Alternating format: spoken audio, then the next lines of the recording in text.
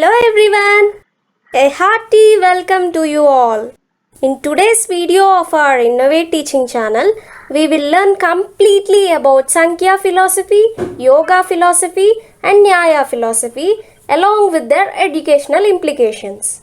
So, let's discuss. Hindu philosophy. Hindu philosophy refers to philosophies, worldviews and teachings that emerged in ancient India. These Hindu philosophy includes 6 systems. Shad Darshana. Shad means 6. See, these are 6 Hindu philosophies. The first one is Sankhya philosophy, second one is Yoga philosophy, third one is Nyaya philosophy, fourth one is Vaisheshika philosophy, fifth one is Mimamsa, sixth one is Vedanta. These are also the Eastern systems of philosophy. As our India is in the eastern part of the world, we call the Hindu philosophy as Eastern systems of philosophy. Let us see the first philosophy of Hindu philosophy or Eastern systems of philosophy.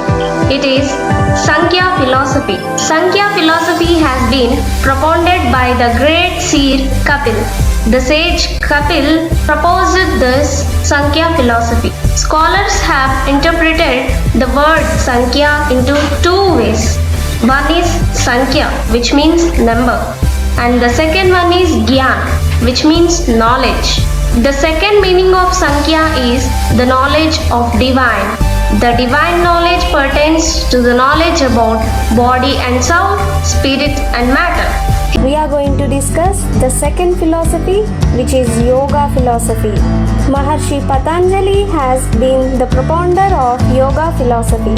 So, some people call the Yoga philosophy as Patanjali philosophy. A specialty of this philosophy is that unlike other philosophies, it is not only theoretical but also practical. Unlike other philosophies, the Yoga philosophy does not consider the body as insignificant, but it regards it as very useful.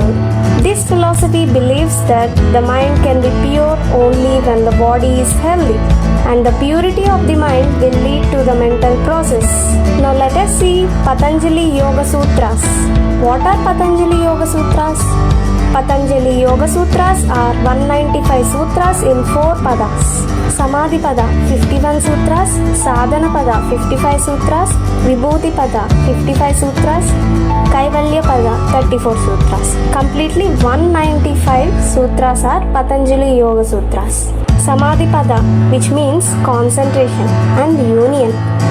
Sadhana pada, which are practices. Vibhuti pada, which are the powers progressing. Kaivalya pada, which is liberation.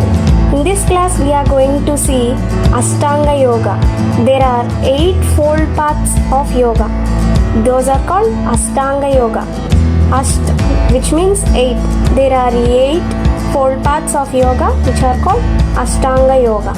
Yama Yoga, Niyama Yoga, Asana Yoga, Pranayama Yoga, Pratyahara Yoga, Dharana Yoga, Dhyana Yoga, Samadhi Yoga. These are also called 8 limbs of 8-fold paths of Patanjali Yoga.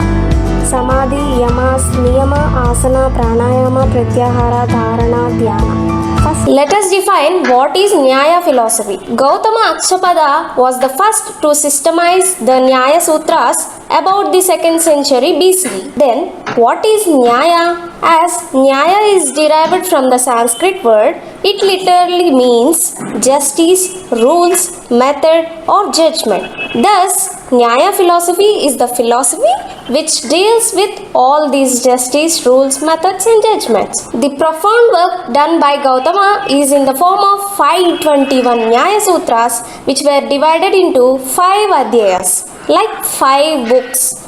Each adhyaya consists of 2 sections, which is also called ahnikas, like 2 chapters. Now, let us discuss what are the dimensions of Nyaya philosophy. The Nyaya philosophy can be understood comprehensively under 4 dimensions. What are the 4 dimensions, friends? They are the theory of knowledge, the theory of physical world, the theory of individual self and liberation, the theory of God.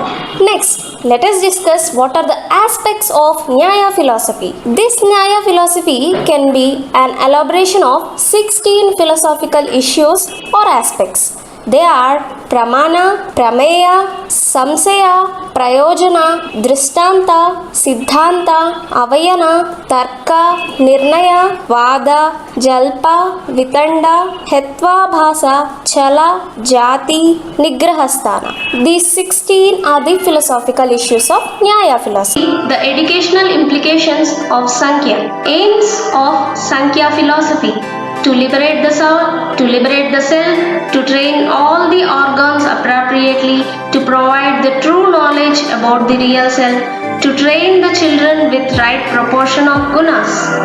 Curriculum of Sankhya philosophy. It should include all the content regarding to the evolution of the world, the qualities of spirit and soul, the knowledge related to liberation.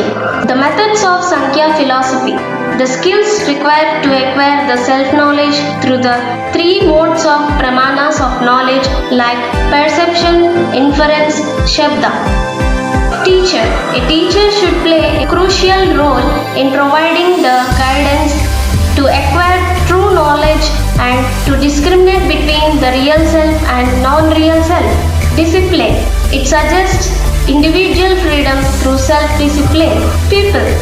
People should develop inner observation to liberate oneself. Acquire the true knowledge to get Videha Mukti and Jivana Mukti. What are the educational implications of yoga? Come on, let's see. First, aims of yoga: to provide training to sensory organs, to strive for self-development through yamas, to meditate to attain liberation, to help in achieving peaceful world, to preserve culture through observances. Second, curriculum of yoga, which should include principles of yoga, practical exercises of yoga, pranayama and meditation. Third, methods of yoga. Yoga believes that knowledge is attained in three pramanas, which are perception, inference and shabda, which we have discussed in the last class. Fourth, teacher of yoga. According to yoga, the teacher should be a perfect ideal model whom a child can imitate and become the person with all perfection and can attain liberation. Fifth, discipline of yoga. Yoga suggests purely the self-discipline to attain true knowledge about the real self. Let us conclude this video with educational implications of Nyaya philosophy. Nyaya philosophy is basically a system of philosophy which laid more focus on the acquisition of knowledge through different sources or pramanas. It is a major contribution to the knowledge acquisition process in this Nyaya philosophy. The very insights for the education could be: number 1. Aim: to provide the logical thinking skills, rigorous criticism. Rigorous means a careful criticism. Science of reasoning, science of critical study. To provide, more importantly, the liberation as the ultimate aim. It means freedom. To give freedom is the ultimate aim of this Nyaya philosophy. Absolute cessation of pain and suffering. Cessation means to stop of this pain and suffering. Acquire the knowledge of reality, that means self, to solve the problems of life, logic and epistemology. The second educational aim of Nyaya philosophy is curriculum. It can be understood from 4 basic concepts of philosophy. The emphasis laid on learning about various sources of knowledge are: physical world, which is through scientific approach about the individual self; process of liberation, process of giving freedom; testimony of Vedas. Testimony is the formal written of Vedas. Theology related to the existence of God. The third educational implication of Nyaya philosophy are methods. According to Nyayikas, the philosophy explicitly focus on the following obtaining knowledge: perception, inference, upamana, shabda, recitation, lecture, logical, analytical, meditation. Finally, the fourth educational implication of Nyaya philosophy is discipline. Self-discipline, freedom, spirituality and liberation through freedom of self. Teacher should provide all the necessary language to develop logical thinking and rigorous criticism. Finally friends, if you like this video, don't forget to like, share and subscribe. Thank you. Click the bell icon to get latest notifications. Don't forget to like, share and comment. Thanks for watching. Subscribe for more videos and stay tuned to our Innovate Teaching channel.